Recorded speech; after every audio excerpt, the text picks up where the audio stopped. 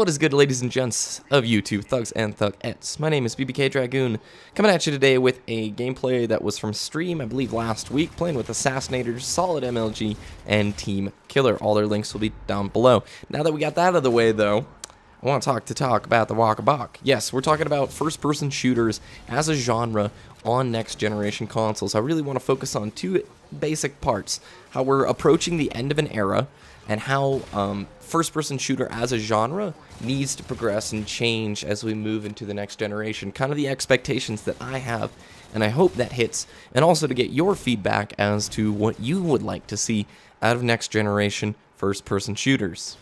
As we see the 360 and the PS3 start to dissipate over the next few months as the next-gen consoles come, I really hope that developers sort of end this copy and paste model and really work on actually stepping FPS up as a genre to get on competitive levels with esport giants like League, Dota, and StarCraft 2. Now, I'm not going to say that a console first-person shooter will ever have the numbers that like an international free-to-play PC game will, but I am saying that FPS as a genre the last 3 or 4 years, in my opinion, has regressed. I don't think there's been much progress. I think we've seen people view the Call of Duty franchise and look at that model of how much has really changed in between each release. How much is different is Black Ops 2 from Call of Duty 4? And I'd argue that you could make a case for both ends of the stick, but in my opinion, I think you have a lot of developers who bank on the fact that they have to sell more than the previous game's release,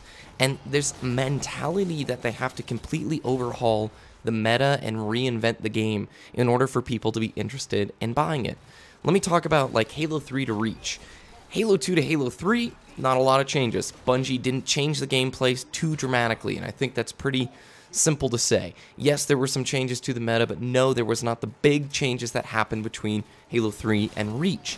Reach, you had this weird thing where it's like, we're going to put loadouts in the game, and it's really going to increase the amount of people who want to play this game, which in essence, it sort of took away the one core thing that we really liked in Halo, the fact that no other shooter was like it.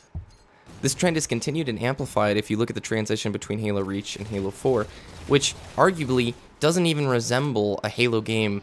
If you look, just compare the two together. Yes, you have the outward appearances, you've got a BR, you have some of the old weapons, you have the same lore and graphics, but the way the game actually plays doesn't really feel like Halo 3, doesn't really feel like Halo 2, which is where I would argue most players got their love of the Halo engine and the Halo feel. If we were to talk about Quake, if you know what Quake is, it's a very long-time first-person shooter franchise. Quake and Counter-Strike, how about? These games do have multiple iterations. There's multiple Quakes, there's multiple Counter-Strikes, but the overall gameplay within it is very, very similar. There's small things that are changed and shifted, but not overhauls, not giant transitions from, hey, we're going to add a ton of loadouts and ordnance and tons of new things that change the way the game works. At the heart and core of Quake or Counter-Strike is the same basic gameplay. New graphics, new maps, and yet you still have a lot of people who play those franchises. I'm so tired of this FPS model where each year we gotta do something completely brand spanking new and minimize skill curve. That's another thing I wanted to mention. Seems like the last 3 or 4 years, more and more developers want to minimize a skill curve within first-person shooters. This is not good. A large skill curve, I want huge skill curves. This encourages players to practice more and rewards players for practicing more. Look at a game like League or StarCraft.